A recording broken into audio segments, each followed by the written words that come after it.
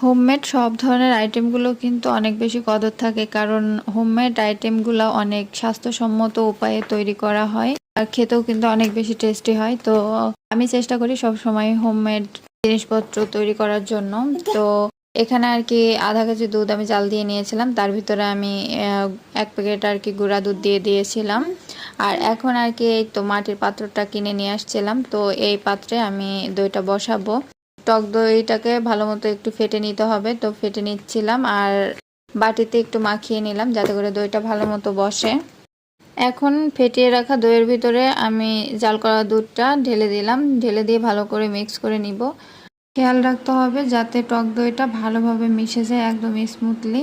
সেক্ষেত্রে দেখা যাবে যে আপনাদের দইটাও ভালো হবে আর খেতেও কিন্তু অনেক ভালো লাগবে। আর সেভাবে করে আমি স্মুথভাবে মিশিয়ে নিচ্ছি।